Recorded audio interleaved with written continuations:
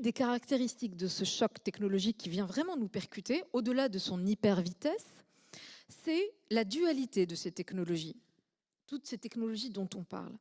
Et il m'a semblé que l'erreur collective, à laquelle j'ai parfaitement participé ces dernières années, ça a été de commenter les innovations au fur et à mesure où elles arrivaient, sans les relier entre elles, sans les comprendre à froid d'un point de vue, disons, systémique.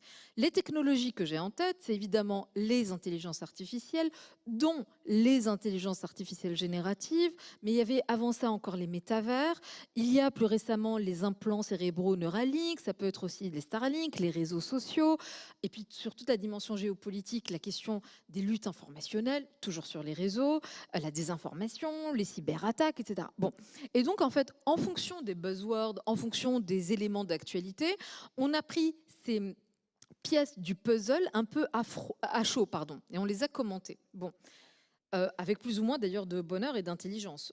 Ça ne préjuge pas de la qualité du commentaire.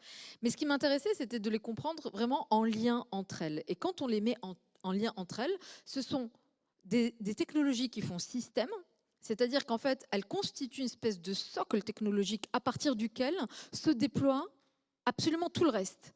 Tout le reste, c'est quoi? C'est le fait politique, le fait économique, le fait industriel, le fait militaire.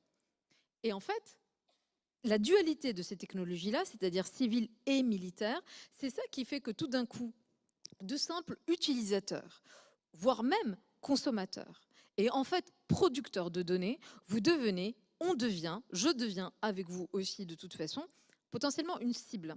Et une cible de quoi? De saturation cognitive, de désinformation, d'ingérence. On parle beaucoup de lutte informationnelle dans le champ, disons, de la géopolitique du cyberespace, mais ce qui est en train aujourd'hui de se sédimenter en termes de doctrine, qui préexistait, mais qui est vraiment en train de potentiellement s'industrialiser, ce sont les guerres cognitives. C'est-à-dire ces